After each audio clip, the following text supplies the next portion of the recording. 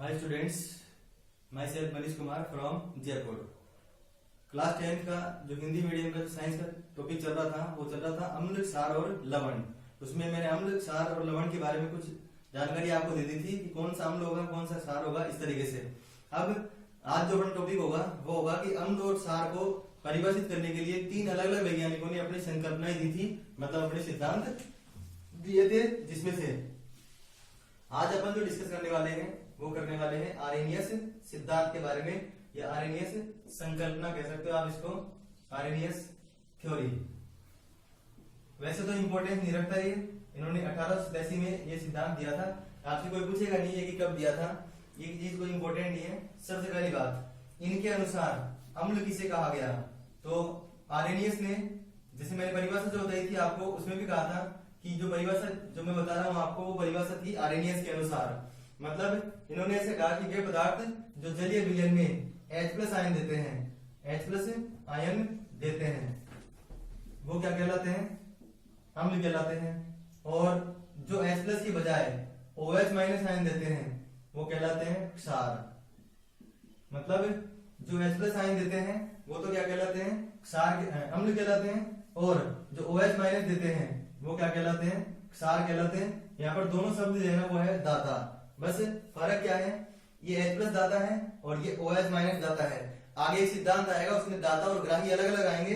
तो अम्ल वे पदार्थ होते हैं जो जलीय विलयन में H+ आयन देते हैं, तो आप परिभाषा नोट कर सकते हैं, वे पदार्थ जो जलीय विलयन में H+ आयन देते हैं अम्ल कहलाते हैं, और वे पदार्थ जो जलीय विलयन में OH- आयन देते हैं क्या कहलाते हैं, क्षार।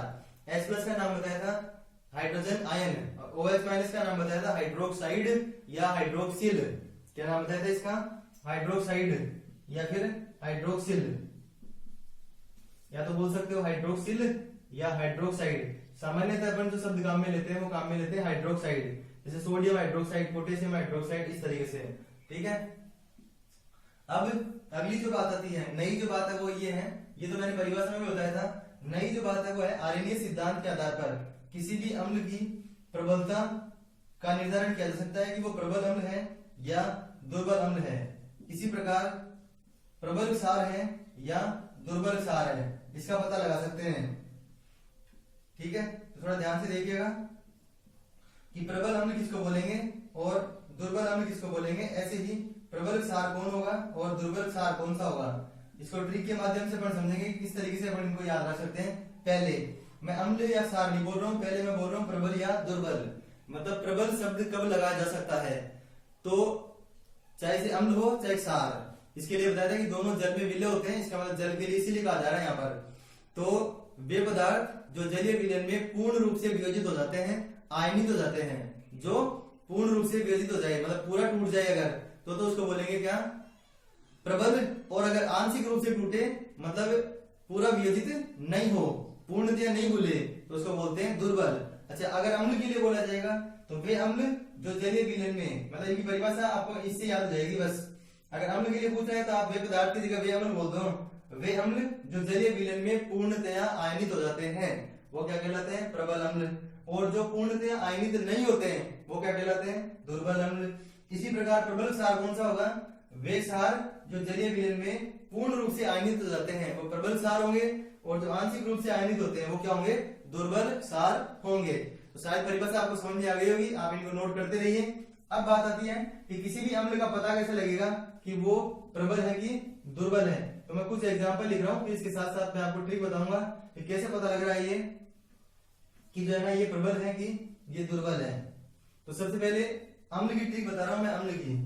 ये अम्ल का कैसे पता चलेगा कि प्रबल अम्ल है कि दुर्बल अम्ल है। ये ट्रिक जो है ना कॉम्पिटिशन में भी बहुत ज्यादा इंपॉर्टेंट होती है, जैसे जनरल कॉम्पिटिशन होते हैं उनके अंदर भी बहुत ज्यादा काम की होती है ये। तो इस ट्रिक से अपन कैसे पता लगाएंगे, तो आप हमेशा ध्यान रखना, कार्बन युक्त अम्ल जो है ना वो दुर्बल होते हैं, जिसको अपन बोल सकते हैं कार्बनिक अम्ल। कौन से वाले, कार्बनिक। दोबारा समझ लो कि कार्बन अगर किसी अम्ल के अंदर आ गया तो वो दुर्बल होगा, और अगर कार्बन नहीं आया है तो वो कैसा होगा, प्रबल। जैसे इसमें कार्बन नहीं है, इसमें भी नहीं है और इसमें भी नहीं है, इसका मतलब ये तीनों के तीनों प्रबल अम्ल हैं। ऐसे बोल सकते हैं कि अकार्बनिक अम्ल जो है वो प्रबल होते हैं। कौन से वाले, अकार्बनिक अम्ल जो है प्रबल होते हैं, इन्हीं को खनिज अम्ल भी बोलते हैं, मिनरल एसिड बोलते हैं, इनको खनिज अम्ल भी बोलते हैं। अकार्बनिक अम्ल जो होते हैं, अकार्बनिक अम्ल वो जो है प्रबल होते हैं और कार्बनिक अम्ल दुर्बल होते हैं। ये नाम याद रखने हैं आपको। HCl का नाम बताया था हाइड्रोक्लोरिक अम्ल, HNO3 होता है नाइट्रिक अम्ल, ये तो होता है हाइड्रोक्लोरिक अम्ल, ये नाइट्रिक अम्ल और ये सल्फ्यूरिक अम्ल। ऐसे ये होता है कार्बोनिक अम्ल, कार्बोनिक अम्ल, और ये जो होता है वो होता है एसिटिक अम्ल। बताया था एसिटिक अम्ल सिरका के अंदर होता है, HCl जो जठर रस के अंदर होता है। ऐसे ही प्रबल क्षार के लिए कहें अगर, तो इसमें जो ट्रिक अपन यूज करेंगे वो करेंगे जैसे NaOH, KOH, ये कुछ एग्जांपल लिखे मैंने यहाँ पर, मैं आपको बता रहा हूँ अभी कि कैसे पता लग रहा है कि प्रबल है कि दुर्बल है। तो आप जो है मेरे चैनल जो है tricky chemistry bye Manish sir, इसके अंदर जो वीडियोस हैं उसके बगल में एक ऑप्शन है प्लेलिस्ट, उस प्लेलिस्ट में जो कुछ ट्रिक्स के लिए एक अलग से वो जो है प्लेलिस्ट बनी हुई है, उसके अंदर एक सबसे पहले नंबर पे वीडियो लिखा हुआ है trick to remember S block elements.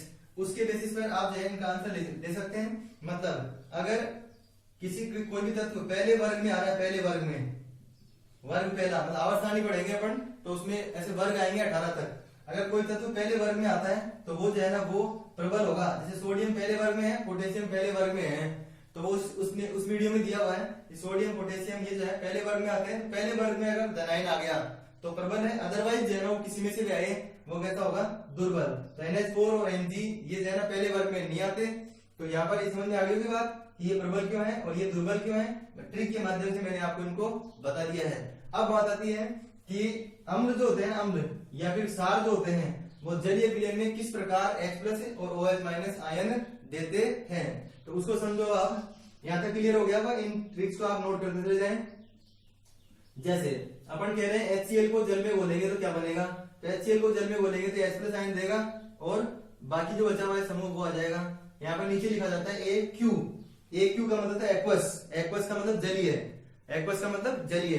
तो ये हो गया अपने पास। अगर HCl होता तो ऐसे ही मान लो HNO3 होता, नाइट्रिक अम्ल होता, इसको जल में घोलते तो ये बनता H+ और NO3-।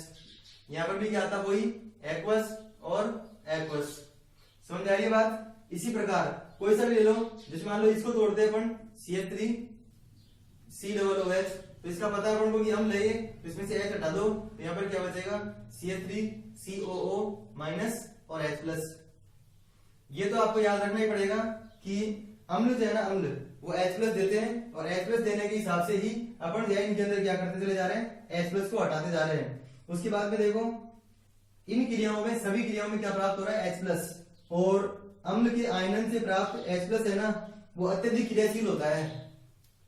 अम्ल के आयनन या वियोजन से प्राप्त H+ अत्यधिक क्रियाशील होता है, इसलिए ये क्या करता है, ये जो जल उपस्थित है, ये वाला जल इसके साथ रिएक्शन कर जाता है। किसके साथ, जो जल यहाँ पर उपस्थित है उसके साथ रिएक्शन कर जाता है और उसके साथ रिएक्शन करके किसमें बदल जाता है, H3O+ में। किसमें बदल जाता है, H3O+ में। तो ये तो अम्ल का जो H+ हो गया वो, और एक जो जल में बोल रहे हैं वो हो गया, तो ये H3O+ हो गया।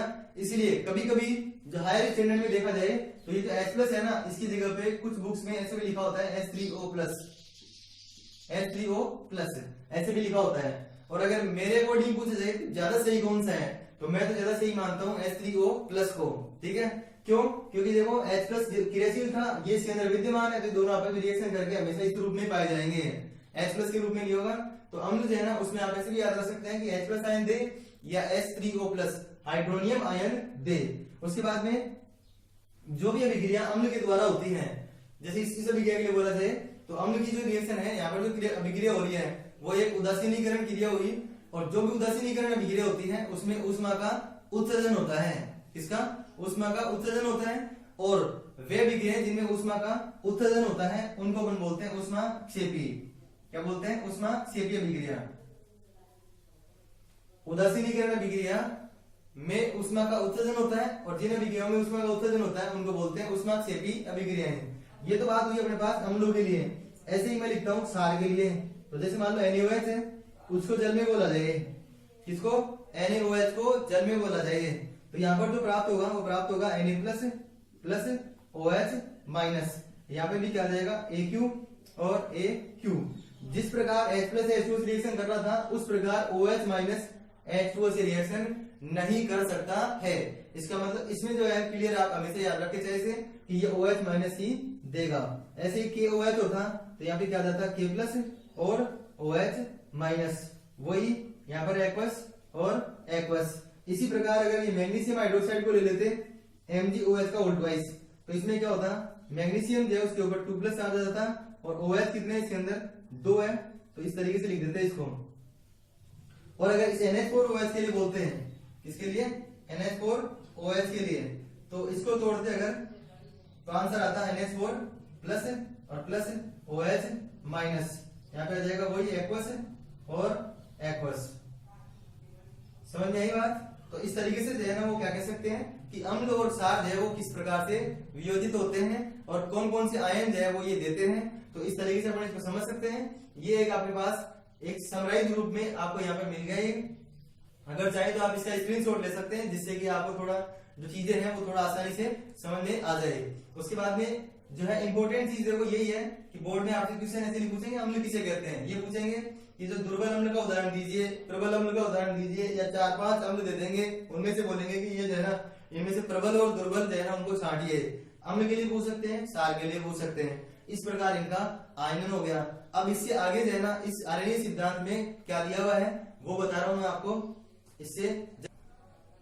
तो इस प्रकार आर्यनीय सिद्धांत के अनुसार अम्ल और क्षार को परिभाषित किया गया। प्रबल कौन सा है, दुर्बल कौन सा है, इस तरीके से आप निर्धारण कर सकते हैं। उसके बाद में अम्लों के आयनन से प्राप्त H प्लस अधिक क्रियाशील था, इसलिए जल के साथ रिएक्शन करके उसने H3O प्लस बनाया। इसी प्रकार लास्ट लेक्चर में क्लास में बताया था अपन ने कि अम्ल और क्षार जो है वो रिएक्शन करते हैं तो लवण और जल बनता है। उस अभिक्रिया का नाम था उदासीनीकरण अभिक्रिया। तो उसी प्रकार अगर अम्ल को बोले तो अम्ल वो होगा जिसमें H प्लस होगा और क्षार वो होगा जिसमें OH माइनस होगा। जब ये जुड़ेंगे तो आंसर क्या आएगा H2O आएगा। तो इस अभिक्रिया को भी क्या बोल सकते हैं कि यहाँ पर अम्ल और क्षार दोनों आ रहे हैं तो अभिक्रिया ये भी कौन सी हो गई, उदासीनीकरण अभिक्रिया हो गई। कौन सी, उदासीनीकरण अभिक्रिया हो गई। और उदासीनीकरण अभिक्रिया के लिए भी कहा था कि ऊष्मा का उत्सर्जन होता है और ऊष्मा का उत्सर्जन होने की वजह से कौन सी अभिक्रिया हो गई है, ऊष्मा क्षेपीय अभिक्रिया हो गई। ठीक है। अब जो क्वेश्चन है वो है कि आपसे पूछ सकते हैं कि जो आर्यनीय सिद्धांत है उसकी सीमाएं क्या है, कमी क्या है, कमी सीमाएं या कमियां। तो कमियों का मतलब होता है कि किसके ऊपर ये लागू नहीं होता, नहीं। तो इसके लिए 2 कमियां जो है वो मेनली होती हैं, जिसमें से पहली जो कमी है वो है कि जब अपन ने अम्ल और क्षार की परिभाषा कही है ना तो ये कहा है कि वे पदार्थ जो जलीय विलयन में, इसका मतलब क्या हुआ कि जो पदार्थ जल में नहीं घुलते हैं, जो पदार्थ जल में नहीं घुलते हैं ना, नहीं घुलते हैं, उनकी ये अम्लीय और क्षारीय प्रकृति नहीं बताता। मतलब ये अजलीय विलायकों पर लागू नहीं होता है। मतलब आर्यनीय सिद्धांत केवल उन्हीं यौगिकों की अम्लीय और क्षारीय प्रकृति की व्याख्या करता है जो जल में विलय होते हैं। ये इसकी पहली कमी हो गई कि केवल जल में घुलना चाहिए, जल में नहीं घुलेगा तो उसकी प्रकृति ये नहीं बताएगा। दूसरी जो कमी है वो है कि ये केवल उन पदार्थों की ही अम्लीय और क्षारीय प्रकृति बताता है जो या तो H प्लस आयन देते हैं या OH माइनस आयन देते हैं। अगर मान लो कोई यौगिक ऐसा लिख दिया जाए, मान लो से लिखा BF3 या AlCl3, इनमें तो न तो H प्लस है ना ही OH माइनस है, तो फिर आर्यनीय सिद्धांत के अनुसार इनकी तो कोई भी प्रकृति नहीं होनी चाहिए थी। तो आर्यनीय सिद्धांत की जो 2 कमियां हैं वो क्या है कि यह केवल जलीय विलायकों पर लागू होता है। मतलब वे पदार्थ जो जल में घुलते हैं केवल उनकी ही अम्लीय और क्षारीय प्रकृति दर्शाता है, बताता है। ठीक है। और अगला जो है वो है कि यह केवल उन पदार्थों की अम्लीय और क्षारीय प्रकृति बताता है जिनमें या तो जलीय विलयन में H प्लस आयन देते हैं या फिर OH माइनस आयन देते हैं। मतलब वे पदार्थ जो H प्लस और OH माइनस आयन नहीं देते हैं ना, उनकी अम्लीय और क्षारीय प्रकृति की व्याख्या यह सिद्धांत नहीं करता है, या इस संकल्पना द्वारा उनका जो है निर्धारण नहीं किया जा सकता। ठीक है। तो ये तो हुआ अपने पास जो आर्यनीय सिद्धांत होता है वो, आर्यनीय संकल्पना होती है वो। इसके अलावा 2 और संकल्पनाएं दे रखी थी अम्ल और क्षार है उनको दर्शाने के लिए। तो अपन नेक्स्ट क्लास में देखेंगे वो। आपको जो है ये जो वीडियोस हैं वो एक तो अपना चैनल है tricky chemistry bye Manish sir, उसके अंदर मिल जाएगा। लेकिन उसमें आप सब्सक्राइब करने के बाद जो वीडियो के बगल में प्लेलिस्ट का ऑप्शन है उसमें आप जाएं, वहां पर आपको क्लास 10 साइंस हिंदी मीडियम मिल जाएगा ऑप्शन, उसमें आपके वीडियो मिलेंगे आपको। क्योंकि एक्चुअल में क्या है कि हिंदी और इंग्लिश मीडियम के जो वीडियोस हैं दोनों रेगुलर चल रहे हैं। इसलिए आपको कंफ्यूजन हो, इसलिए मैं बता रहा हूँ कि प्लेलिस्ट में जाकर आप जो है आपकी क्लास 10 हिंदी मीडियम को चूज करके उसमें आप वीडियोस को हैं देख सकते हैं। और जो भी आपके जानकारी स्टूडेंट हैं उनको सबको बता दीजिए कि क्लास आपके पास स्टार्ट हो गई है। आप रेगुलर जो है इसको क्लास को लें और ज्यादा से ज्यादा बच्चों तक पहुंचाएं, शेयर कीजिए और चैनल को सब्सक्राइब कीजिए, जिससे कि आपके पास जो वीडियो है वो तुरंत आते जाए और रेगुलर आते जाए। Thanks for watching.